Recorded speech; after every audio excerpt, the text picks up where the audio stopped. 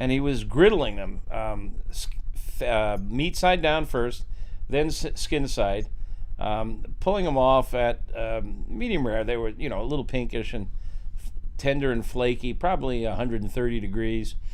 And then he peeled the skin off and put it on top of a salad with some shaved Parmesan. And it was just, you had the hot salmon and the cold salad and the Parmesan and a kind of a Caesar-y dressing. And it was just wonderful. And so I've recreated that on the website. And it's a really nice recipe. Mm-hmm. The wife and I cook it often. In fact, we subscribed recently. A couple of months ago, I think we had him on either here or in the Pitmaster Club. I forget. The the chairman of Sitka Salmon Shares. Sitka Salmon Shares is a co-op of fishermen, and it's start time officially. I'll finish my thought. Sitka Salmon Shares. You check them out. Sitka, S-I-T-K-A, Salmon Shares. I was raised in Florida, and I was raised with a fishing pole in my hand, and I was raised eating seafood, and now I live in the Midwest, and I'm a meat eater, but I'll tell you, if I still lived in Florida, you'd be calling me Fishhead. And we just have always had trouble getting really good fish here, because no matter how fast they transport it, it's still a day or two older than it is on the coast, and that can make all the difference.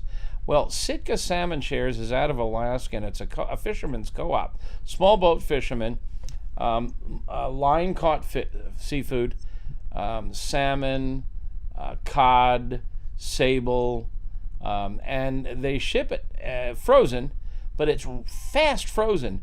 When you open the cryovac, there's almost no liquid in there, which is a sign of really good freezing job. It's called purge when there's a lot of liquid in there. And the fish is just pristine. If you're like us and you're stuck in the middle of the country away from the coast, check out Sitka Salmon Shares and consider subscribing. I'm not being paid for this. We don't get a commission on it or anything. I just have fallen in love with their seafood. Well, we'll come back to a number. I see there's a number of questions. We've got a nice crowd with us tonight. Glad to see you all on Facebook and YouTube and Twitter. And we're privileged to have with us my friend and my right hand, Max Good. Max is, as you may have heard me say, the only man in the world who tests grills and smokers for a living. He works for me, and he has a better job than I have. And there's nobody who knows more about grills and smokers and how they're built and what their strengths and weaknesses are and how to shop for them. And it's springtime, and this is a pretty good time to get that old rust bucket out by the curb and have it recycled and go down to the hardware store or go online and replace it with an upgrade and treat yourself and your family to a little better cooking tool. There are some sales out there now on them, although the best bargains tend to be in the fall when they're trying to clear out the inventory to make room for the Christmas decorations. But you can find sales out there now, and it's just remarkable how many different manufacturers there are, and the improvements that are coming down the stream every year with technological advances. So I thought we'd ask Max a bunch of questions, and we'll start with this topic of how to shop for a grill or smoker, what to look for in a grill or smoker, and we'll follow that for maybe an hour, 45 minutes to an hour, or until your questions run out, and then we'll dive into whatever else is on your mind. You want to talk about salmon, you want to talk about anything else, and we'll hang in here for an hour and a half to 2 hours until we get all of your questions answered. I see Kevin Liddell, who is a regular hanger-outer with us, along with Dan Mancuso. See a lot of familiar faces and names. Welcome back, folks. So, Max, let's make believe I got an old beat up rust bucket in the yard, and it's time for me to upgrade or at least just replace it. What are the things I need to think about when I start shopping for a grill or smoker? Well, I actually tell people to start with price and size. But you brought up before we started this evening at 7:30 CST, the fuel as well. Many people either want to stick with what they got or they want to make a change for whatever reason. The most popular fuel still is gas, and that's usually liquid propane in a tank, and then there are many people who have natural gas. The second most popular is charcoal, and now we're seeing just wood pellets have just taken off like mad. I know Meathead and I are both very happy about that because we've been evangelizing pellet smokers for years, and it's wonderful to see how people are embracing them. Meathead, and of course there's wood logs, so that is the most difficult fuel to control and work with. So we may not talk a lot about that tonight. It can be used as wood chunks just for flavoring with gas or even with charcoal. But it's rather difficult to use wood logs for fuel. But let's jump back to what most people are going to have. They're probably going to have a gas grill or a charcoal grill. And then more and more people are finding how wonderful it is to have a dedicated smoker. So let's just say you know what fuel that you want to deal with. Really, price and size are your first two considerations, I believe. And unless you're looking for a small portable unit, or you have a small patio and you're just like two people. I don't plan on cooking much. I just want something small for whatever reason. Everyone else, we always tell them go as big as you can, for two reasons. The first time you have a large gathering, you'll be glad you did. But most grills need to have enough space to be set up for two zones.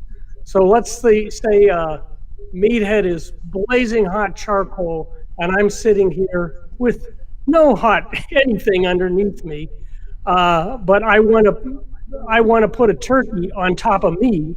It's not going to burn up. That heat from Meathead's going to come over to my cool side and gently cook that turkey perfectly. Nice and juicy, crispy skin, but we're not burned and dried out. Let me jump in a little bit and just get geeky, if I may, because everybody knows I'm kind of geeky anyhow. When you're cooking outdoors on a grill or even a smoker, you essentially have three forms of energy, and it's better to think of it as energy than heat. And the example that I've used before in this audience, and I'll do it again just briefly, is go into your kitchen and turn on your oven and set it for 225, which is a good temperature for your grill or smoker. And once it comes up to temp, open the door and stick your arm in. You can actually do this. It's not even going to singe the hair on your arm. That air inside there is 225, but it doesn't transmit a lot of energy to your arm. Now, touch the side of that oven. And I like to say, when you get back from the hospital, you'll understand that even though the side of that oven's 225 and the air in that oven is 225, there's a difference in the amount of energy stored and transferred to your arm. And that hot metal is conduction energy, and the warm air is convection energy. And if you lower your hand and put it right down by the flame in that oven, if it's a gas oven or an electric oven, now you're getting infrared radiation. And those are your three forms of energy. The conduction is the most intense energy. The infrared radiation is your second most intense, and the convection is your least energy intense. And the example Max was using is he was looking at this screen here and making believe it's the surface of a grill, and I'm where the charcoal is, or the gas burners, and Max is not. And we talk about the two-zone setup. You divide the grill in half so that one side has glowing coals or open flame, and that's infrared energy, and the other side does not. There's no coals or flame underneath it, and that's convection air energy. And that's the ideal way to set up a grill or a smoker, because cooking is all about temperature control. And this gives you temperature control. And normally you start the food on the indirect side, Max's side, and you warm it gently until it's almost the final temperature you're shooting for, and then you move it over directly over the infrared, the intense energy, to sear it, or in the case of a turkey or a chicken, to crisp the skin, and you're done. If you do it the other way, and all the cookbooks tell you to sear first, you're going to burn that chicken skin, and you're going to overcook the interior of the meat. So the technique we just started describing, cooking first on the indirect side and then second on the infrared side, is called the reverse sear. And that's the way to cook poultry, and it's the way to cook most things on a grill. So when Max is saying you want to consider the size, let's say your typical weekend cookout is 8 hamburgers, you want to plan on a grill that will let you get 8 hamburgers on the side on half. So essentially it needs to be a 16 burger capacity, because you're only going to use half at a time. Follow me? Workspace on a grill surface is like RAM on a computer. You can never have too much. Yes. And Meathead, I want to interject too that you showed me that I forgot one other type of fuel, which is electricity. Electric grills and smokers. I don't know. Well, electric smokers are really popular. Electric grills seem to be very popular in Europe, from my understanding. And people that are restricted because they live in condos and what have you with their small patios sometimes use them because that's all they're allowed to use.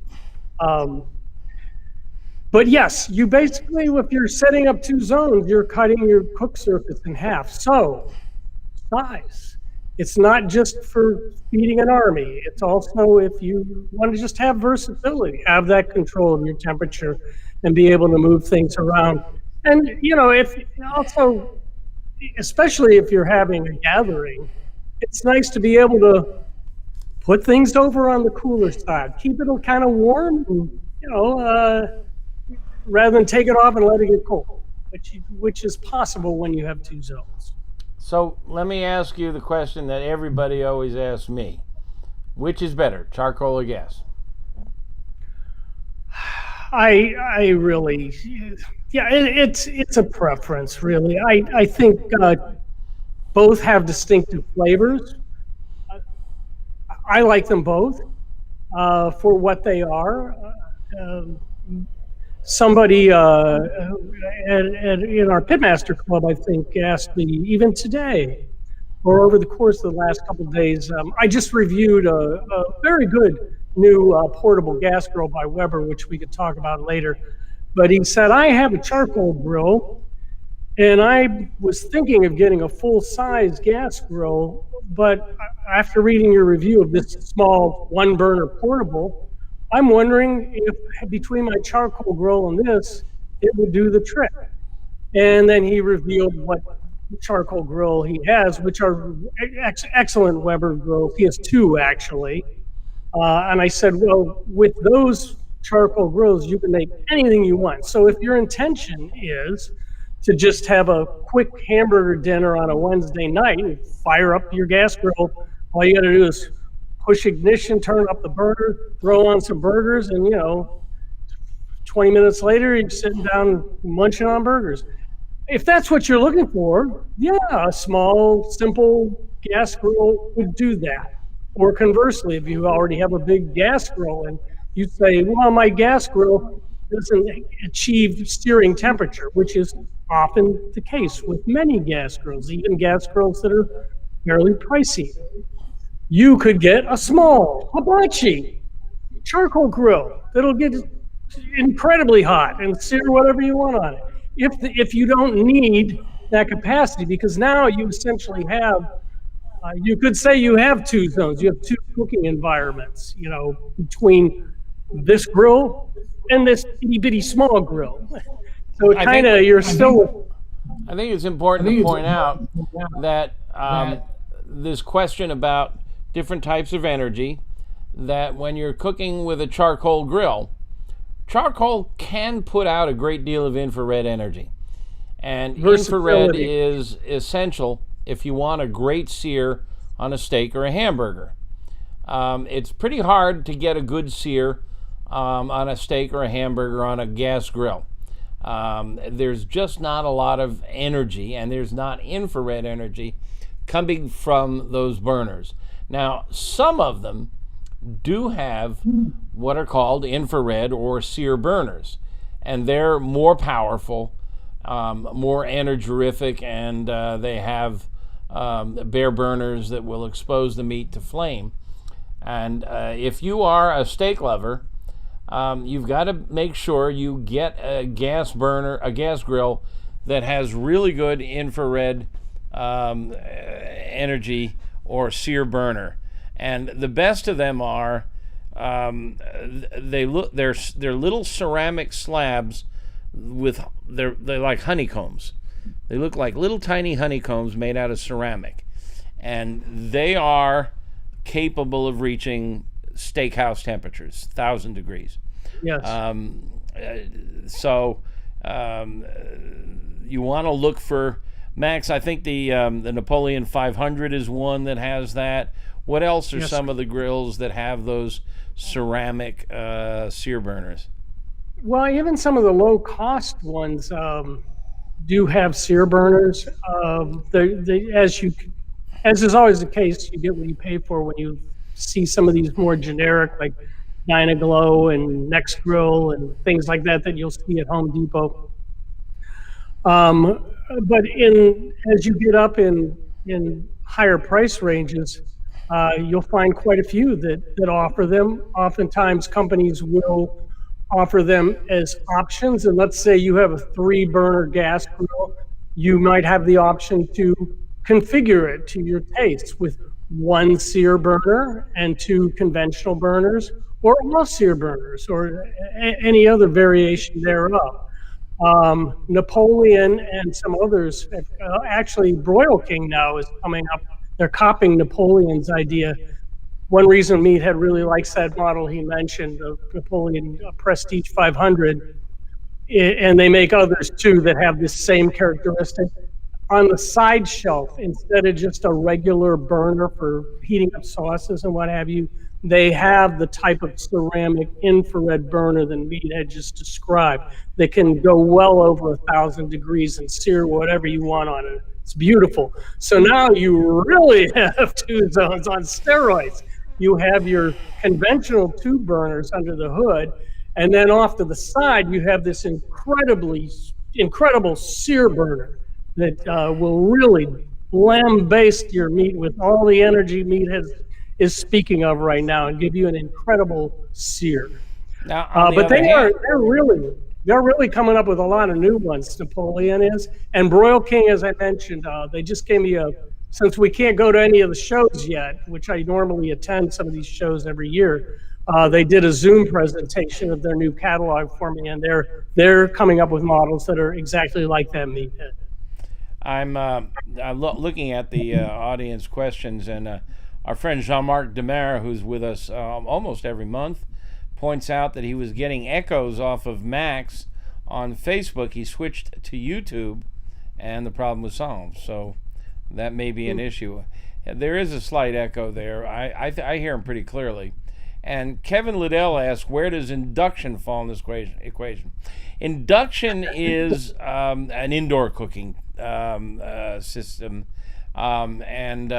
It's quite extraordinary. It involves vibration, in some ways similar to microwaves, it's a little outside the topic we're dealing with today, but basically induction vibrates the steel. The molecules in the steel get to vibrating very quickly, and they create a great deal of energy, which they pass to the food and sear it very quickly. What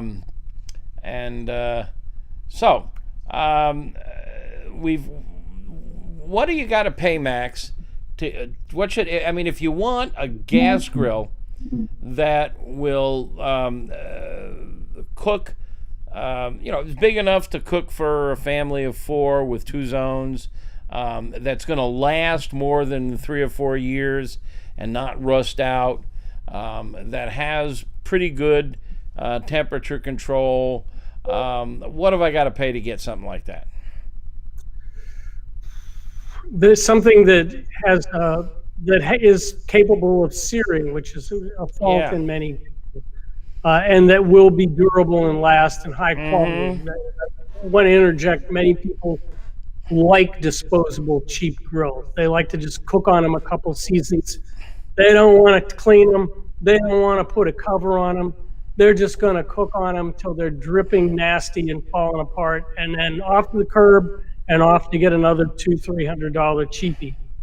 But if you want something of quality that does have the kind of versatile temperature range we're talking about, I think you really got to start looking $1,000 or more. Wow. Napoleon, Royal King, Weber Genesis. The Genesis does have models with sear burners, but they are not ceramic infrared burners. They're just an additional tube burner between their 2 main burners, but they work very well. Well, you see, one of the things that we're putting a lot of emphasis on here is that extra energy, that infrared energy. If you're not going to worry about getting great seared steaks, chops, or burgers, you're satisfied to get them a nice brown color, but not that really deep, rich mahogany color that you get from a great sear, then you can probably get away a lot less money. The good news is, and I've said this to people, if you've got a nice gas grill that just can't get that steakhouse sear, for $50 or less, you can buy a hibachi, which is a charcoal cooker, but you pile the charcoals nice and deep on this hibachi, and you've got a wallop of energy there, and you can par cook it on the gas grill and then throw it over to the hibachi to get your final sear. And that's a reasonable solution. But the underscoring issue here is that charcoal in general produces more infrared than gas. And so if you are a steak lover, you should probably consider charcoal, because you can get what's the basic Weber kettle go for nowadays, Max? Well, you can under $100. But if you want the one-touch system, which I highly recommend, which is an ash removal system that's so convenient. Every time you use it, you'll be glad you spent the extra money. Those are around $150. And that's for $150.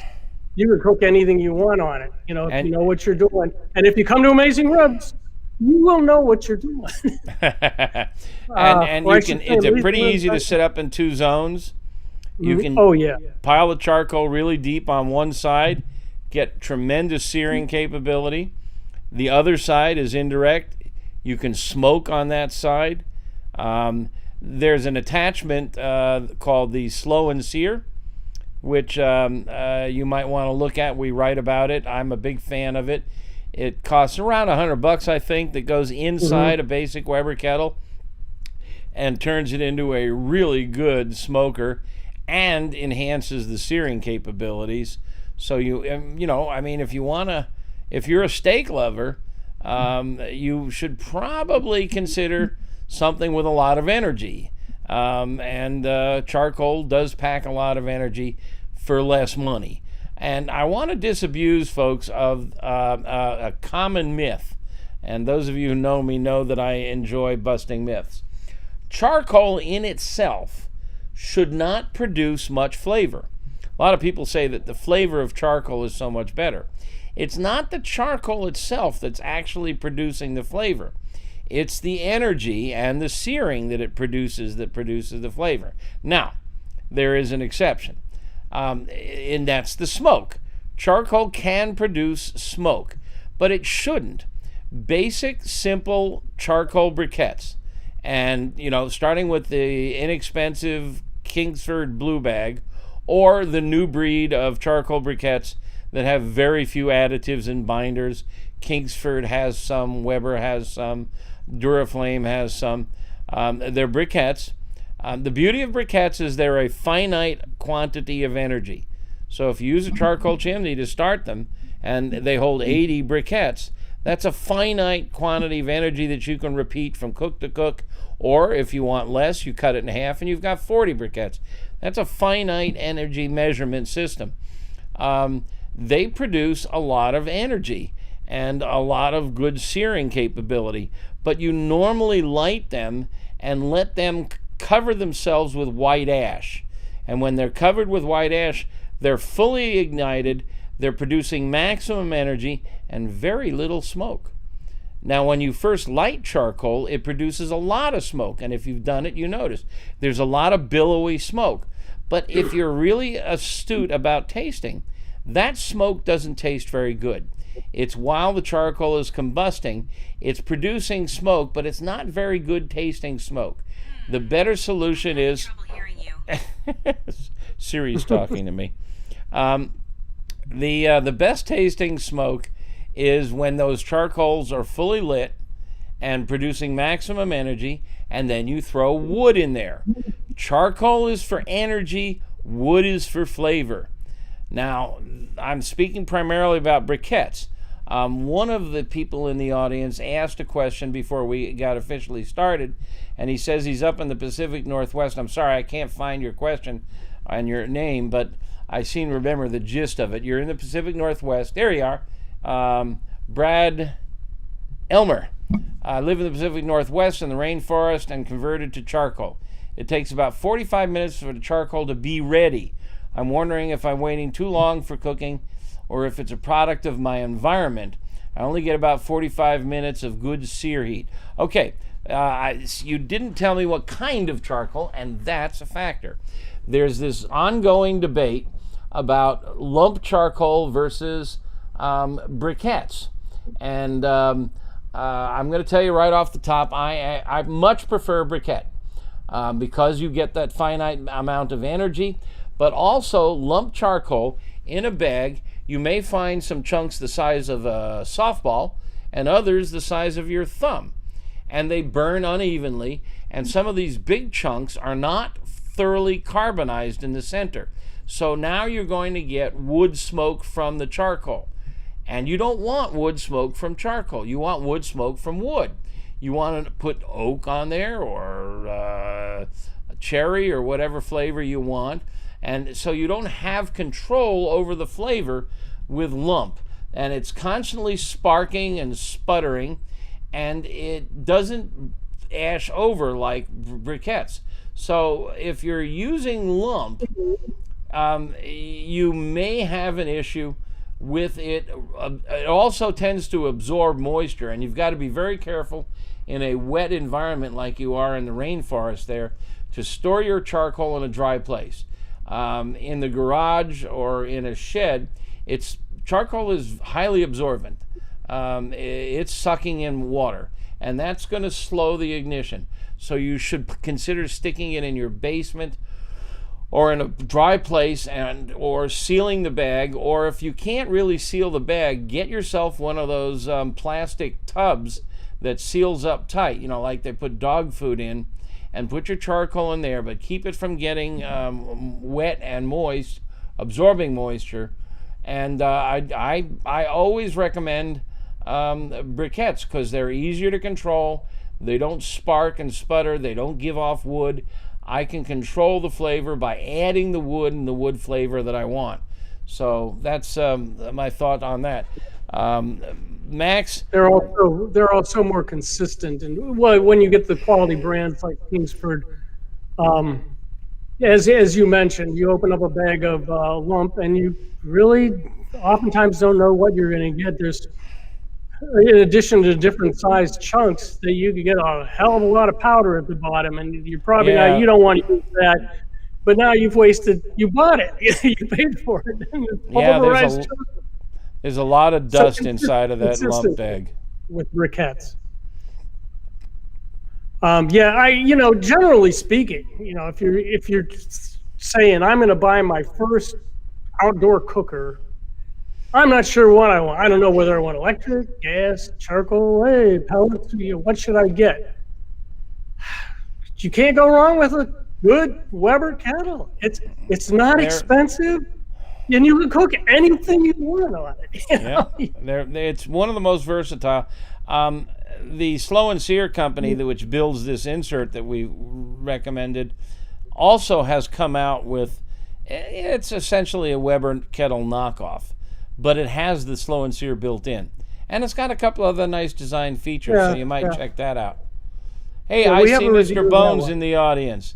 Mr. Bones. Oh, Mr. Bones, how you doing? We both know him. He's one of our hardcore members of the Pitmaster Club. So the 49ers took Trey Lance. Goodness gracious. Isn't that interesting? Okay. Gotta keep up with the draft. So, if I want a really good charcoal grill, the very best, top end, high end, what have I got to get?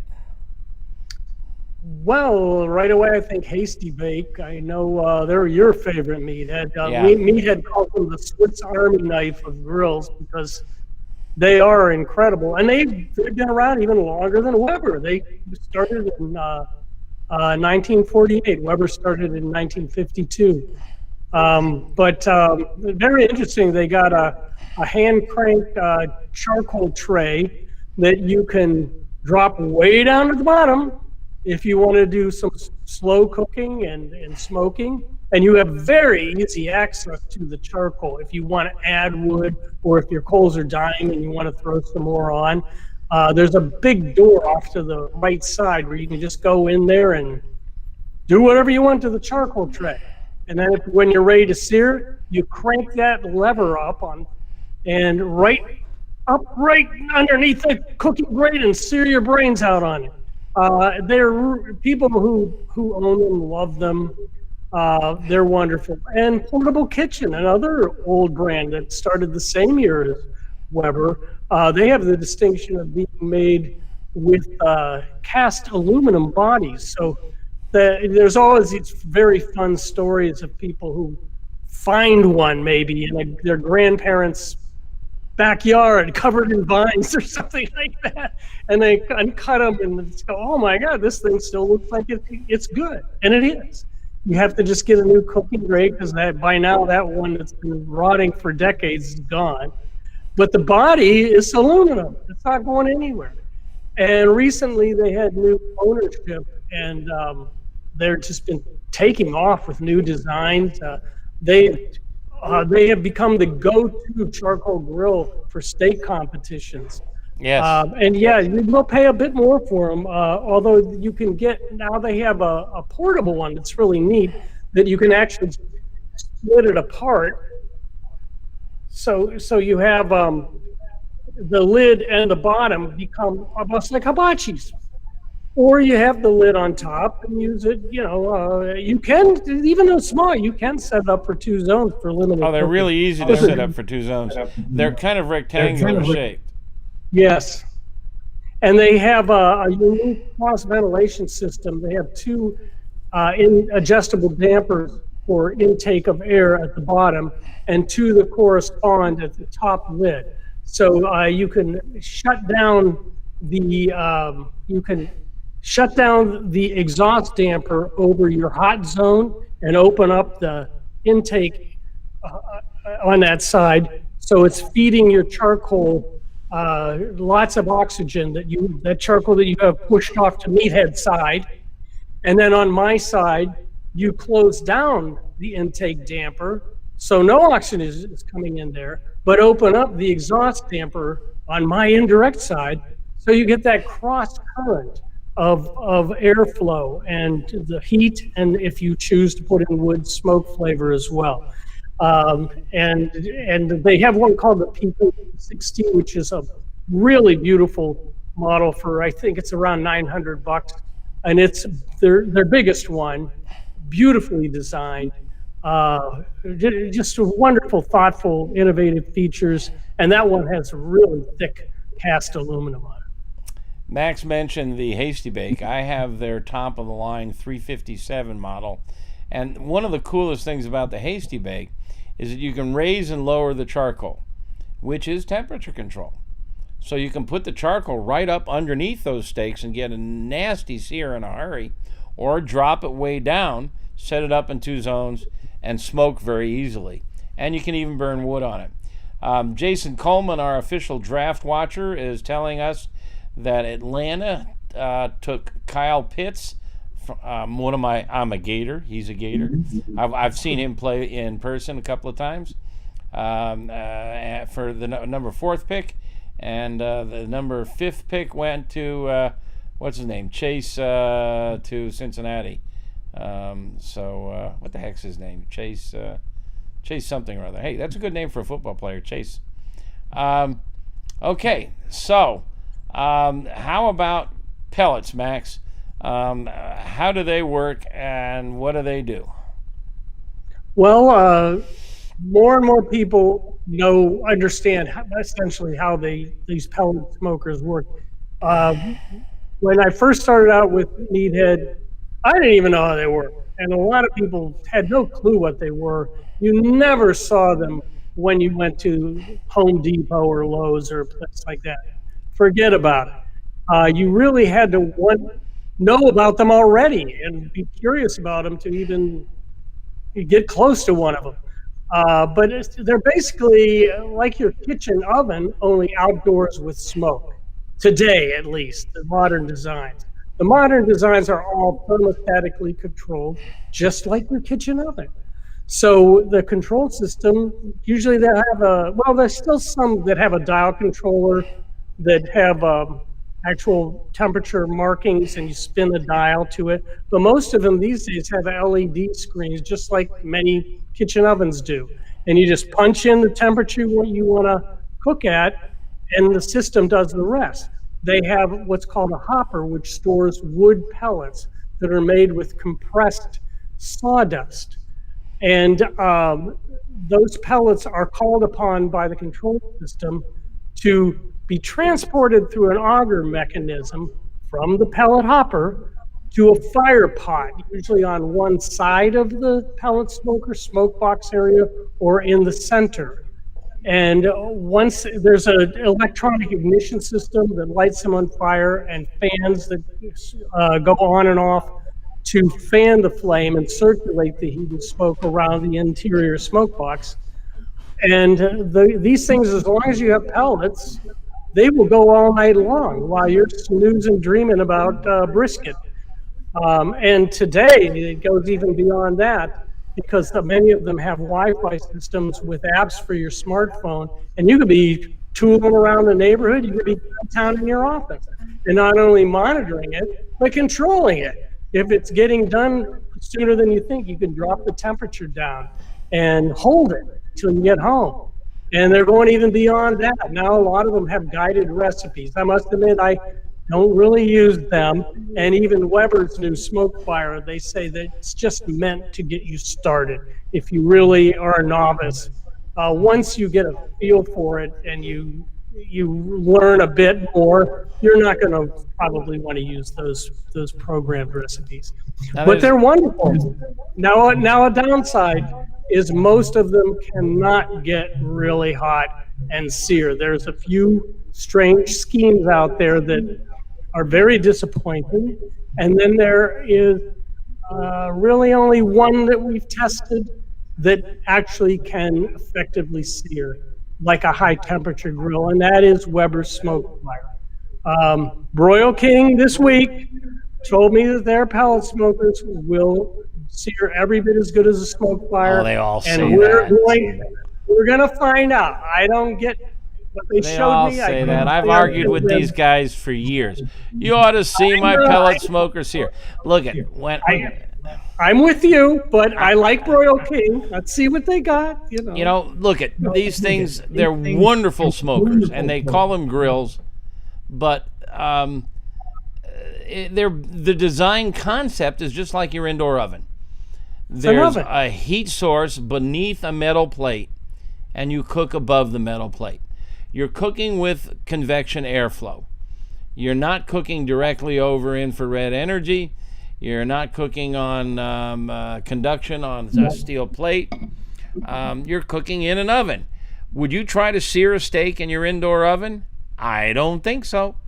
I have on those pellets because I have to test them when they say, "Whoa, this can sear." I'm going, "Okay, let's see." Oh, you've seen some of the pictures of this. Yeah, they get a nice dark tan. They don't get brown, and that's a disappointment. So if you're a steak lover, don't count on your pellet smoker to be able to sear a steak. Now, there are some that have cute little concepts with holes drilled in it so the flame come. Trust me on this. I haven't tried as many as Max by any means. The only one that we have seen that really exposes the meat to an open flame is the Weber. And Max has reviewed it in detail. It's a nice machine, but it's got a lot of flaws. But it can sear. So you want to check Max's reviews on any grill or smoker you're thinking about buying. Go to AmazingRibs.com, and along the top, you'll see ratings and reviews, and choose grills and smokers. You can use the search filters and search by price. You can search by fuel, and you can find Max's reviews on all of them. I'd like to interject and say Smoke Fire actually does a lot of good things. You really, if you want to use it though, you have to accept that it's very, very different from all other pellet smokers, and you have to treat it differently. That said, it does have some flaws still, but they've corrected many of them. So Mike Hahn is asking if we have a preferred brand of pellets. And I've worked with numerous brands and numerous flavors. And first of all, you need to know that pellets are almost never 100% of the wood that they're named. So if you buy an apple pellet or a cherry pellet, or they're almost all 50% or so oak. And that's because, for a number of reasons, oak feeds easier and it binds easier. They find it easier to use an oak base and then the flavor on top of that. And there's just, I've tried them all. I just don't find a major difference. I do a lot of smoking on a Mac 2-star, which is my favorite, and I just use apple pellets almost 100% of the time. I don't mess around with different flavors, and it just works fine. I look the most important aspects of flavor in cooking is good quality meat, a nice rub, proper use of salt, temperature control, quantity of smoke, not so much the type of smoke, getting it out of there when it's properly cooked, not overcooking or undercooking. Sauce, if you're going to use sauce, don't use too much, don't use too strong, and really whether it's maple or oak or cherry, you're not going to be able to tell the difference. Mm-hmm.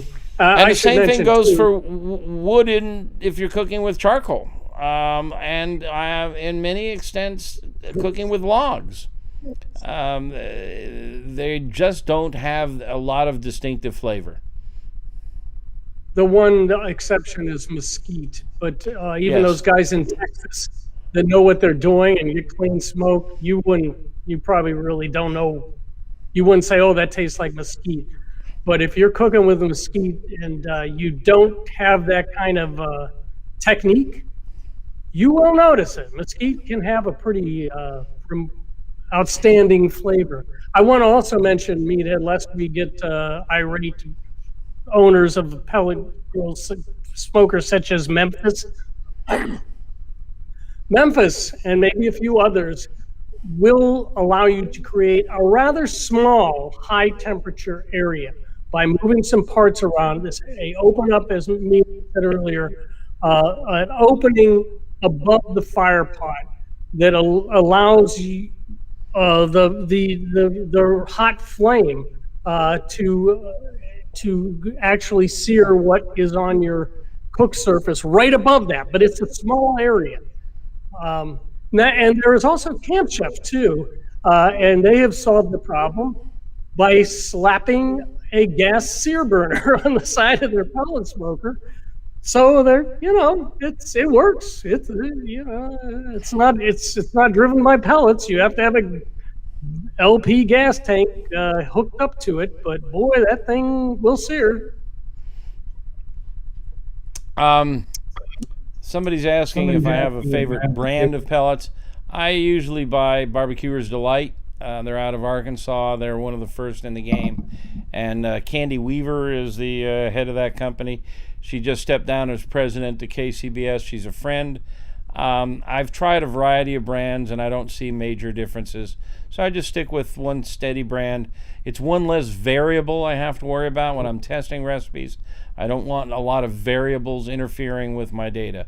So a couple of you guys are saying, I get a great sear on. No, you're not. You're just not. You're not getting a great sear on your pellet smoker. We'll continue this discussion, and I'll show you what I consider a great sear to look like, and you tell me if you can get something like it. Go on ahead, Max. I think we should probably move to. Oh, by the way, Miami, the number 6 pick, got Jalen Waller, a wide receiver. You want to take on electric or logs? I guess either one. I am not a wizard with offsets burning logs. That takes a special skill. There is one, and Meathead knows what I'm thinking of, that will burn logs. Talk about it. Anybody can use and get a perfect smoke, like a wizened Texas pit boss who's got hundreds of trophies behind his bar, and that is the Cookbook, and you can read about it at AmazingRibs.com. It's a brilliant device.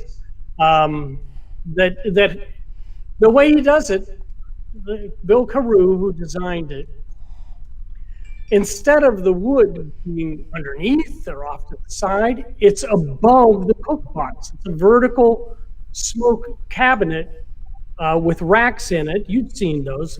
Vertical gas smokers are very popular, and so are vertical electric smokers. They're like little lockers with a door on the front, and there's racks in them, and you put your meats on the racks or remove the racks and hang ribs and sausage from hooks at the top. Cookbook has a firebox above that vertical smoke cabinet, and there's a control system that has kind of a rough thermostatic control. It's not as precise as the pellet smokers. It's not meant to have a huge temperature range. It is meant for smoking and maybe going up into 350 to do chicken and all that. But boy, oh boy, the way he does it is you have to have small enough hunks of wood, like the size of a brick, that fits in that firebox above the cabinet. The thermostat inside the smoke box tells a fan system, all right, I'm dropping below the set temperature, so the fans kick in and suck air through the burning embers, through the red hot wood fire bed at the bottom of the firebox, suck it into the cabinet where they're met with a convection fan that spreads the heat and smoke throughout, and then it exits out an exhaust area. And the smoke, all the impurities burn up from them, all the volatile organic compounds and dirt and nastiness burn up. Meanwhile, the moisture from the air and the smoke come into the cabinet at the same time to keep things nice and moist. It's incredible. I call it Peru bouquet. The smoke quality is perfect. But if you're going to get one of those big offsets, and I'm not saying you shouldn't, but don't get a cheapie. You're asking for trouble if you get one of those $150 jobs that you can get at Home Depot. A couple companies are making the next step up that you got to pay more, like $350, $400, $500. If you don't have any money and you just can't help yourself and you got to do that, get the Oklahoma Joe and Char Griller, believe it or not, has come out with one. There's a couple other. They're known for their cheapy tin can smokers, but they have a heavy duty one now. It's about $500, I think. We haven't tested it, but it looks like a step up. Really, you're looking at, again, about $1,000 to get a nice, high quality offset. And then you're looking at learning how to use it. It's not like a pellet smoker where you just punch some numbers in. You got to learn about how to control that wood fire, and it's not easy. It's not rocket science, but it certainly requires some skill and some effort. And you have to watch it too. And electric ones. I don't know if we want to talk about that. Electric grills, most of them have a limited temperature range, like many gas grills.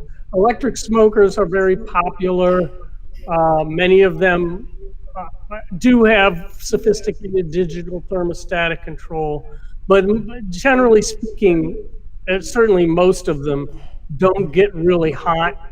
And you'll find you'll be a little disappointed for many reasons. And one of them is if you want to do a turkey or something, they don't crisp skin very well. And also there is no combustion, and that has a different flavor that we believe is not as good as even a vertical gas smoker with wood chunks used for flavoring. Okay, I'm sharing my screen. Can you guys see it? Now that's what I'm talking about, Meathead. That is a sear. No grill marks. Grill marks are branding. You get some sear, but you get in between the grill marks, no sear. This is the Maillard reaction, a chemical reaction that's caused by energy that changes proteins, changes amino acids, changes the sugars. You cannot do this in your indoor oven or in any pellet smoker that I have encountered. You just can't. Let's switch over to... Here's another one. That is a perfect sear. And I got to tell you, this is a reverse sear. The interior is absolutely gorgeous. It is medium rare, edge to edge. And that is just hard to do. And it's very hard to do without charcoal or an infrared burner. So, just some thoughts. And one of the reasons why cast iron grates are so popular, particularly with gas grill, is that's the only way they help with giving you any kind of sear marks of the branded bands that Meathead just mentioned. At least they look good and look and taste better than if they weren't there. But the weakness of the most gas burners, particularly in the lower priced models, is somewhat mitigated by the conductive properties of the cast iron grate. Cast iron will store energy, and it will allow you to throw a steak on it, and it'll go and where it's in contact, just like Meathead's example, if you put your arm in an oven, you won't burn, but if you touch the wall of it, then you're in trouble. It's the same thing with the cast iron grate. So hence many people think cast iron grates are superior, but they're really just kind of a Band-Aid solution in a way for many gas grills that aren't capable of achieving actual intense radiant heat from their burners. Couple of you guys are talking about, I prefer this type of wood for this type of food, and I've taken people and done blind tastings with them, and it's pretty darn hard to tell. Especially I think with all that spices. many of you maybe side by side blind tastings be really hard to tell.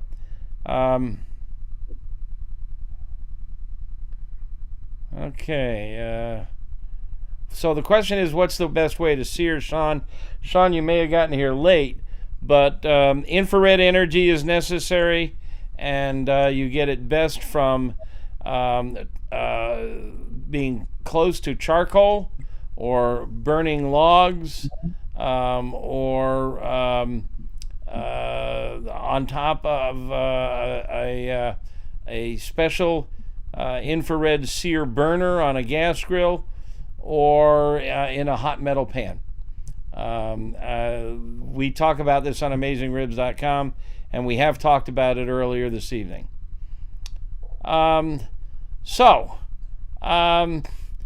We've kind of brushed over the surface. We didn't really talk much about electrics, and I want to touch on them briefly. Part of the flavor that we love about cooking outdoors is the smoke, and the smoke comes from combustion. And the problem with electrics is that they have these glowing heat elements like you have in an electric oven, and they don't produce smoke. You can get smoke by sprinkling wood chips in a pan just above it, but they smolder. And the best tasting smoke comes from wood that burns, not smolders. Now, a lot of people with gas grills say, I wrap my wood chips in aluminum foil, poke some holes in it, throw it on there, and it smolders. And I don't get a lot of wood. I don't get a lot of smoke flavor. The solution is get chunks of wood and don't wrap them. You don't want them to smolder. You want them to burn. Now, you'll go through more wood that way, but you actually want active combustion. You want blue and yellow flame. And it's the byproducts of combustion, not smoldering, that make the best flavors. Just to think about it, you want ignition, and it's hard to get that out of an electric smoker or an electric grill. So we're not big fans of electrics for that reason. Yeah, it's kind of like if somebody is restricted due to like condo restrictions, which does happen, it's better than nothing, but otherwise. Okay, I'm looking down the list for questions here. Doug Scheiding. Hey, Doug. Doug points out a really important point. If you throw a griddle on top of a pellet smoker or even a cast iron frying pan, you can get a hell of a sear because they get hot. I mean, it's like putting a cast iron frying pan in your oven. So a really good technique, if you've got a pellet smoker, is you start a nice thick steak in your pellet smoker at a low temp, and you build some smoke on top of it. Not a lot. I don't like a lot of smoke on my steaks, but just enough to give them a little extra seasoning, if you will. And then you flop it onto a hot griddle. Turn the heat way up. You can take the meat off, put it on a plate, let it sit for a couple of minutes, get that pellet smoker cranked up to 400 or 500 degrees. Some of them go to 600. put a cast iron pan or a griddle in there, and then you flop the steak on top of that. Now remember, when I talked about the 3 different types of energy, conduction is the most energific. And I know, I think I made that word up, and Mr. Bones has already called me on it.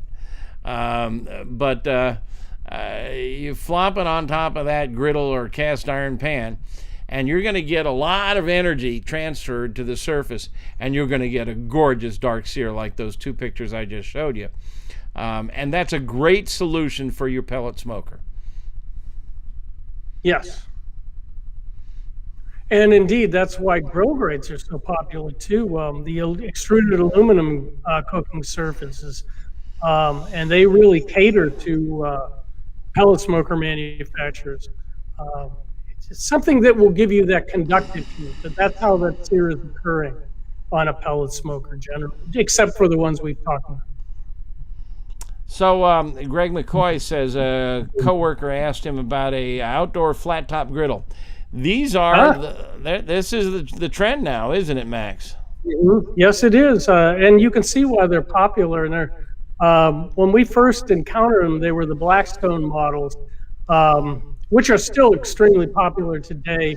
One of the things that they also offer is a bit more portability. I'm sure some of the others do this too, but many of their models, you can fold the legs up and just throw them in the back of the van or whatever, and you're off and running. But Camp Chef once again has stepped up. I imagine they might have had some type of griddles around even contemporaneous with Blackstone. But now even low-cost manufacturers of knockoff systems like Nextgrill are offering them. They've just gained in a lot of popularity. And this is basically like what Meathead was talking about with a cast iron pan, only it's a griddle. It's a big chunk of metal with gas burners underneath it, like a griddle you'd get at your pub and grill where you order a hamburger. They're usually not cooking on an actual grill. They're cooking on a big old griddle. And they're great, and shrimp, fajitas, veggies, of course, bacon and eggs, all that stuff. I mean, you don't have to worry about it. Yeah. I always joke that Blackstone sells their 7 griddles like hotcakes, right? Well, I mean, it's the same device that they cook on at Joe's Bar and Grill, I mean, and they're fun. You can really get, they have 2 or 3 different burners, some of them, so you have a really hot set zone there for doing the bacon, and you have a cooler zone for doing the sunny side eggs. They're very cool. We have Shane Neighbors is asking, do we like pellet smokers higher than charcoal smokers, such as the Weber Smoky Mountain? Well, you can't beat the ease of use and convenience of the pellet smokers. But, they're going to be, it's almost like we're back to talking about what's better flavor-wise, charcoal or gas. There's a lot of moving parts there, and a lot of it comes down to what do you like to use? Do you like your Weber Smoky Mountain? If you do, you're not alone. People love them. They're winning championships with them, but people are winning championships with pellet smokers too. But I don't think anybody could dispute a good pellet smoker. It's going to cost more. That's another big issue too. Yeah, the Weber Smoky Mountain, you can get a basic one for what, $300 or something, $350? $350, something like that. Yeah. They have 3 different sizes now, like small, medium, and large, essentially. And pellet smokers also have come in different sizes that are basically that. I mean that it really price, convenience, ease of use. I think even somebody who loves their Smoky Mountain is not going to argue with you that pellet smokers are not easier to use. Yeah, the Smoky Mountain does take a little skill and technique, but it's not as hard as a log burner. There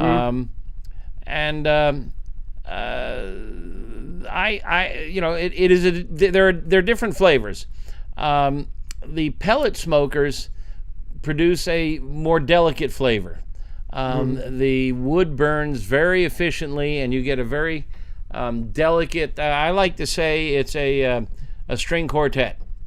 The Weber Smoky Mountain is more of a brass band. Texans will much prefer the flavor of the Smoky Mountain because they like big, smoky, wood-flavored foods. But a lot of that has to do with how much wood you toss in there too. The pellet smokers, you just can't beat the convenience and the ease and set it and forget it. You set the temperature for 225 and walk away. And when the food is ready, the alarm goes off, and that's pretty hard to beat. But it's not a very powerful, strong flavor. So another convenience that's becoming more and more common with pellet smokers is they have integrated meat probes, which means you don't have to have a separate digital thermometer meat probe to make sure your meat temperature is correct, to tell you when it's done exactly the way you want it. And when you have a Wi-Fi system like I described with an app on a smartphone, you can and it says that you can get alarms. Tell me when my brisket is at 203.5 degrees. Well, they actually don't go in increments of degrees, I don't think. But it'll start beeping at you and tell you, hey, I'm done. And you can buy a separate digital thermometer for your Weber Smoky Mountain that will do the same thing, but it's all in one package in many of today's pellet smokers. Stephen Weller says, why don't we study what restaurants use? Well, in fact, I have. My dad owned a restaurant, and I have staged in restaurants, from a French restaurant to steakhouse. And what most restaurants use is gas. They use a lot of them now are using gas broilers because the flame is from above. You have infrared energy from above. The meat is just below the flame, and you don't have the grates in the way because they don't want grill marks.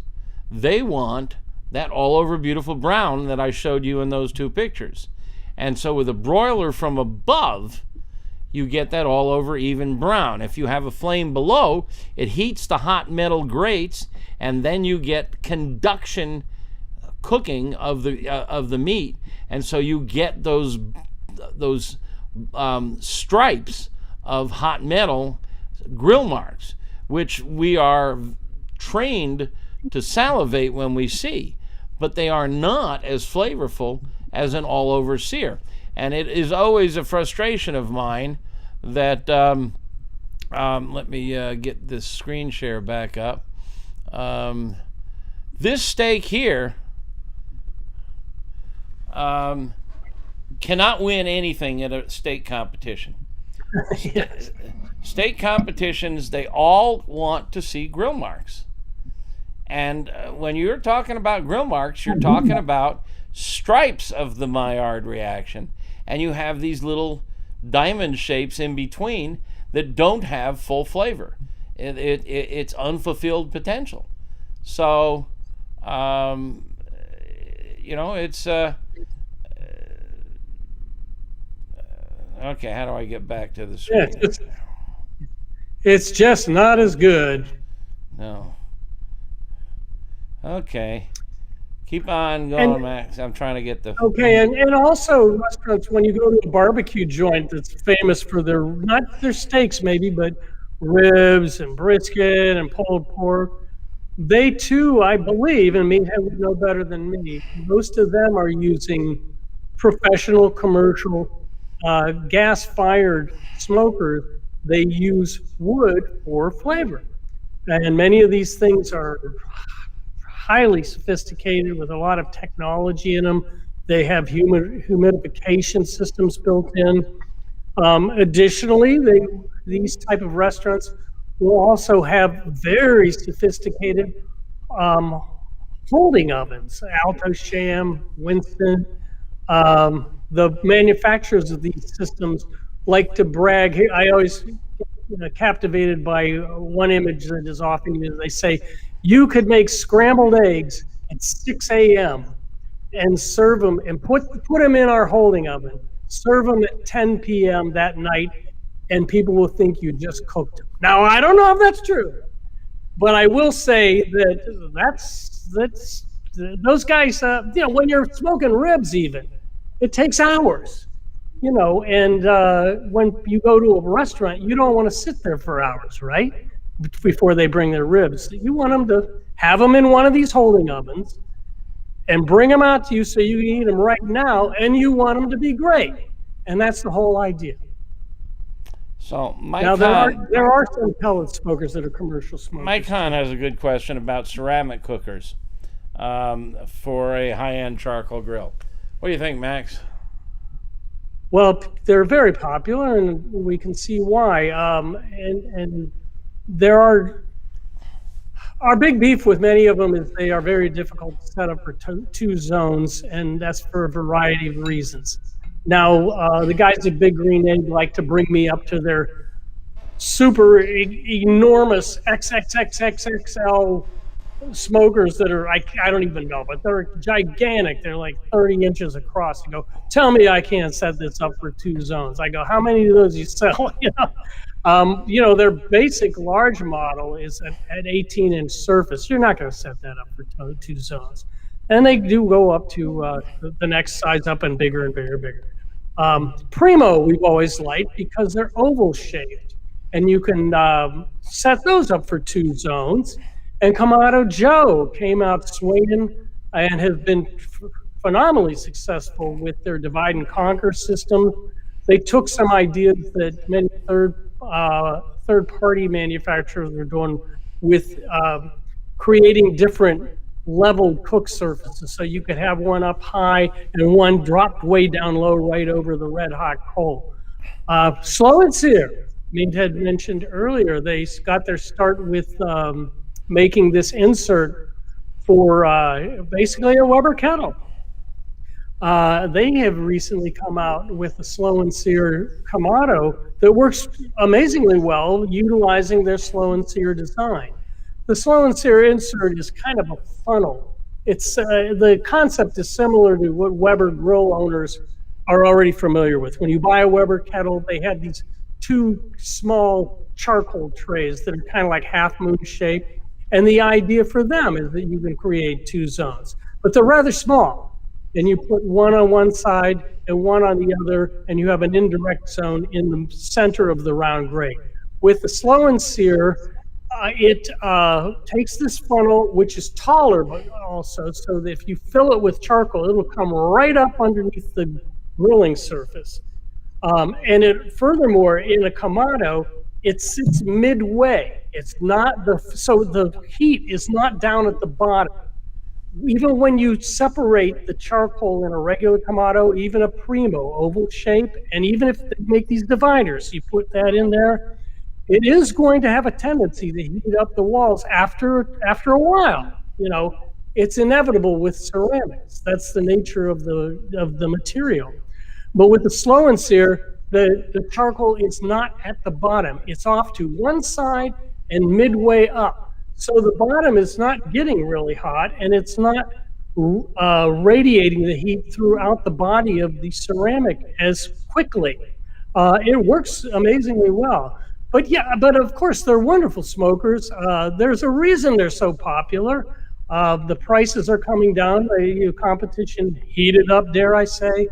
And now there's a variety of price ranges, but you do want to be careful. There are some low-cost manufacturers that do well. Well, Char Grill, I remember we don't like a lot of their stuff, but when they hit something, they have hit a few home runs. And a long time ago, they came up with their Acorn Kamados that at the time were the cheapest out there, and they were pretty good. I mean, they didn't do something sophisticated like Slow and Sear or Kamado Joe that I just described, but as a basic Kamado, again, they're an outdoor oven. You could kind of equate it to a pellet smoker or a Weber Smoky Mountain in that sense.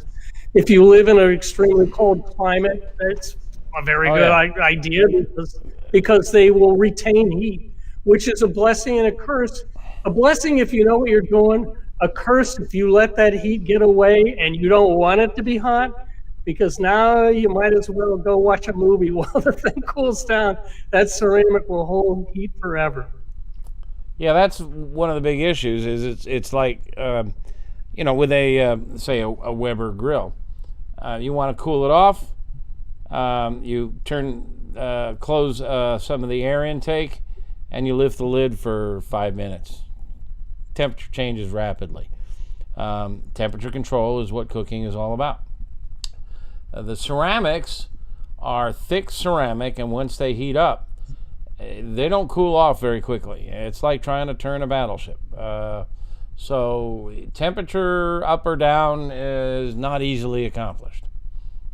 But they are brilliant ovens. They're really good at smoking, at pizzas, roasting.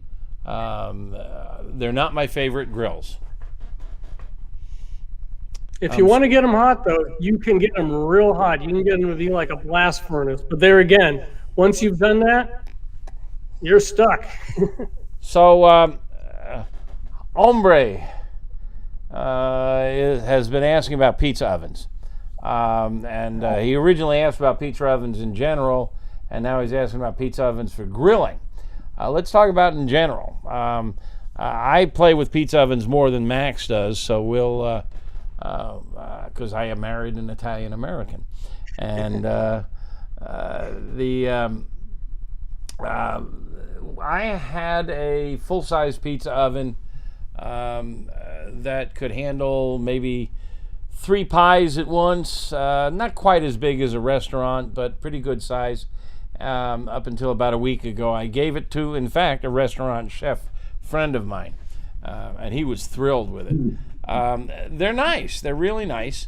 If you get one of these pizza ovens that burns logs, you got to fire it up at least an hour in advance in order to heat the interior and the bottom, the floor. The floor is really crucial. That's the refractory material. That's what cooks the crust. So it takes at least an hour for the logs to heat everything up. And then you cook 2 or 3 pies and you're done. And it just might as well cool off. If you want, you can throw a couple of loaves of bread in there. They're really good at baking bread, cake, whatever you want. You can roast in there. You can throw a brisket. You can throw a pork butt in there. But because you don't have infrared radiation, you're not going to get a great sear. So it's not good for searing. But they're a lot of fun. And I just didn't use it much because you gotta, the trouble of firing it up and getting it all ready for 1 pie for my wife and me is just not worth it. But there are some solutions that I'm getting rather fond of. One is the Uni. The Uni is a lightweight, it's about 20 pounds, portable pizza oven that will cook a 10-inch pie in about 2 minutes. It can get to 800-900 degrees. And actually, that's too hot. I have to dial it back down to 650. They have a couple of models, one that burns wood pellets and one that is gas-fired. Absolutely prefer the gas-fired. The wood pellet one is just really hard to control the temperature. The pellets burn out in the middle of the cook. It's just, and look, when you're cooking a pizza, you're not looking for wood flavor. I mean, all these wood ovens and everything, you're not tasting wood. The smoke goes all the way up to the chimney and out the chimney. It's not getting into the pie. So this is another romantic concept of cooking with wood in a pizza oven. Gas works just fine, and these Unis are not expensive. I think they're around $300, and they are excellent. And I just saw a news flash. My Bears got Justin Fields. Holy cow. We got a quarterback. We need one. So, back on the subject here. So the uni is one. I have another one that Max arranged for me to get, and I haven't worked with it yet. It's called the Rock Box, and it arrived in the middle of January, and I just was not gonna mess with a small pizza. But it's the same idea. It cooks about a 10 or 11 inch pie. It looks like it's a little heavier duty, a little sturdier, and it has two fire boxes, one for gas and one for wood. And you can take one off and put the other on. I'm going to work with it with the gas primarily, and then I'll play with the wood. But I'll be testing and reviewing that. But I'm optimistic. It looks like a really nice unit, really well built, really well designed. It's a little bit more pricey than the unis, I Yes. believe, but it's bigger and heavier duty. Hence, But you fire up a gas like the uni or the Rock Box, and they're up to temp in 15 minutes, not an hour and a half. In 15 minutes, you're ready to cook. You got to learn to dial in the right temp for your dough and your toppings. The whole thing about cooking pizzas is what I call simultaneous pizzagasm, is getting the top and the bottom done at the same time. And especially if you've got raw meat. If you're putting sausage on the top, you don't want to serve raw sausage. So you've got to cook the top, and the top is cooked by the hot air, or in a commercial pizza oven, the flame which rolls across the dome. And then the bottom is cooked by the stone underneath.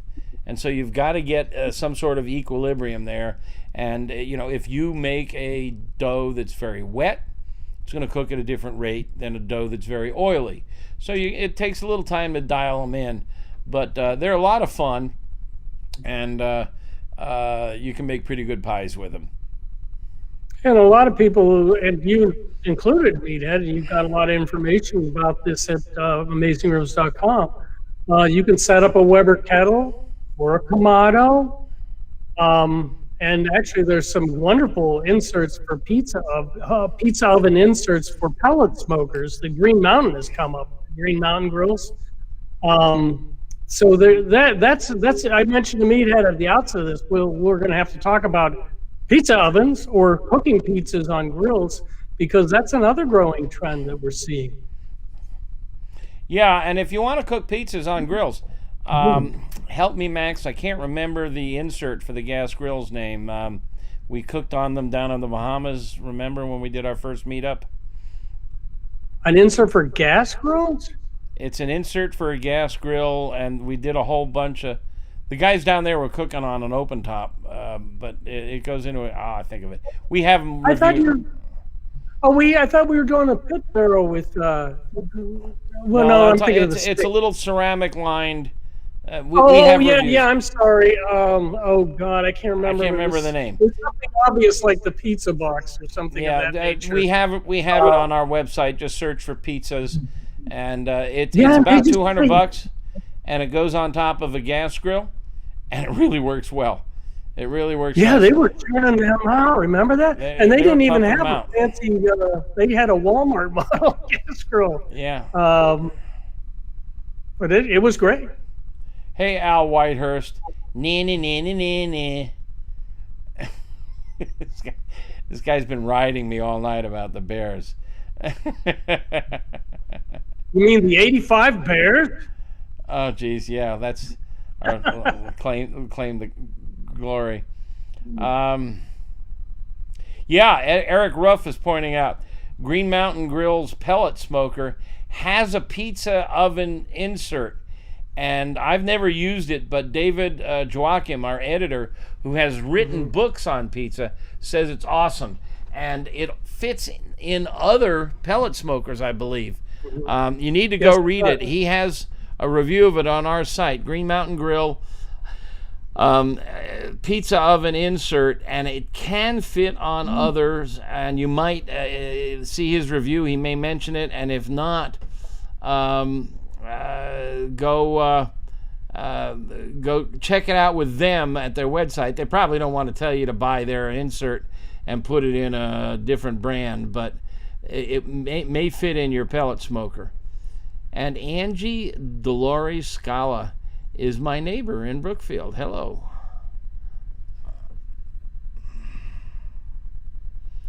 Oh, you stinker. How did you find that, Mike Hahn? That page is not supposed to be visible.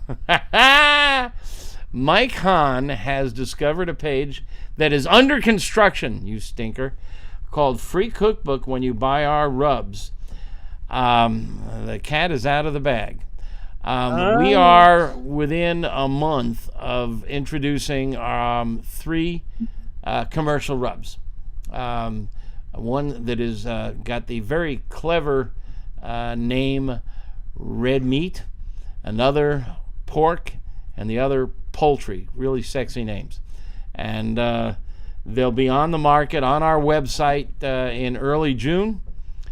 And we're really happy with them. And I sent some samples to a guy who has a website, Jeff Gillespie, Barbecue Pro Shop.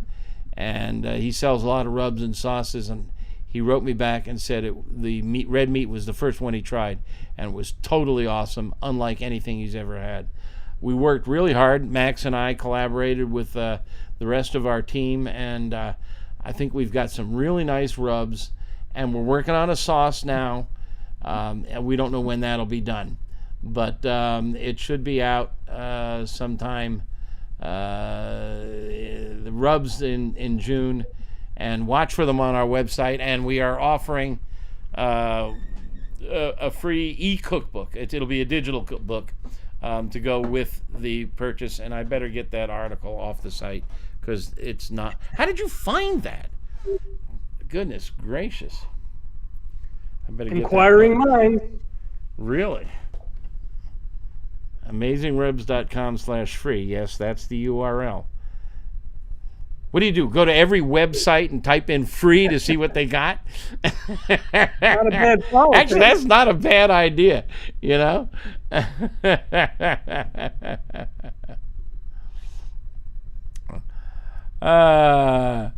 Al, see you later. Al's signing off. Come on, hit me with a couple of more. I see. It came up when you search for rubs. Okay. Hit us with a few more questions. We're coming up on the hour and a half mark.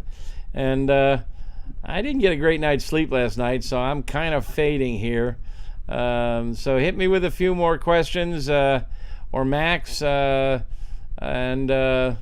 otherwise, we'll sign off for tonight and see you in a month.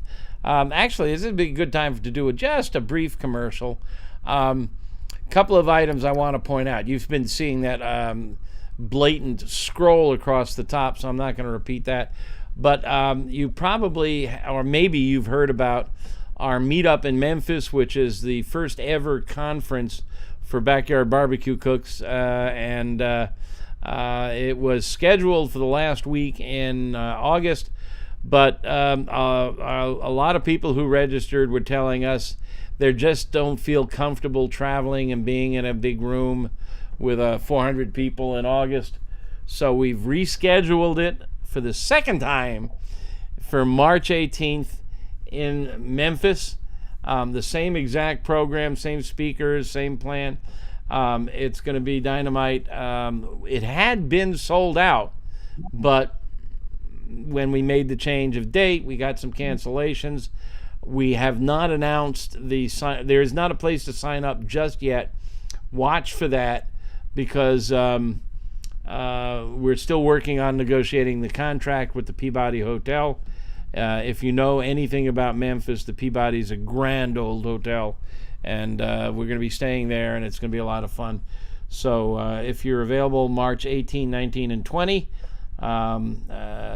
maybe just drop me a note, meathead@amazingribs.com. We'll put you on the wait list, and we should have registration opening in the next week or two, I hope.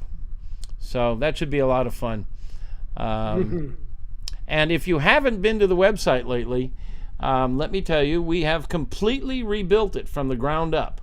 It was built on a program called Drupal, and we spent a lot of time, energy, and money to build it.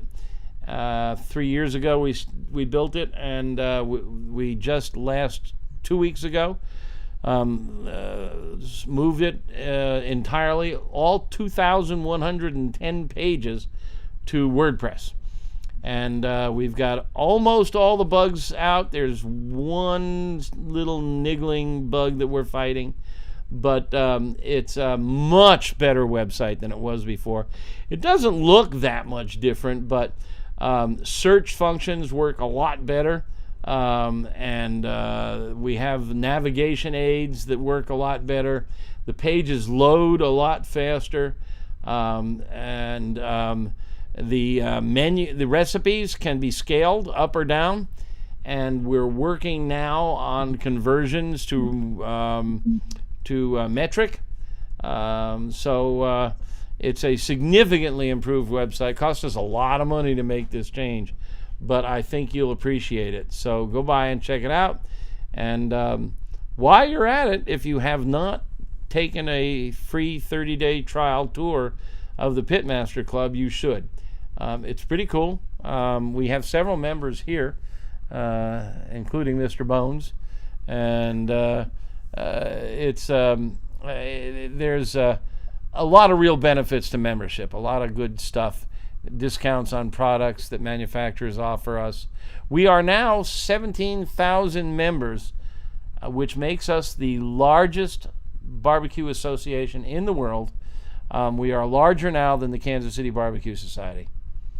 So, and it's a lot of fun, and there's no flame wars, no politics, no race, religion. We police that pretty carefully. All the members know the rules. We stick to cooking, and it makes it a lot of fun, and I think most of the folks in there will agree that it's a special place, a good community. So, Yes. let's take a look down the list. I think we've covered most of the questions so far. Bruce Blair, Pitmaster Club is great. Thank you, Bruce. All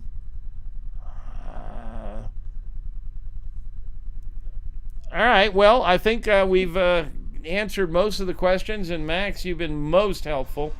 My pleasure.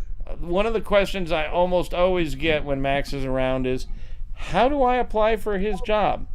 He's not going anywhere, folks. I hope. I'm not aware of it. So that's too bad. So you guys, thanks a lot. If you have further questions, you can ask them on any page on AmazingRibs.com. Just scroll to the bottom. There's comments. If it's about steak, then it's useful to go to the steak pages and see if it's there. And if it's not, ask the question there. But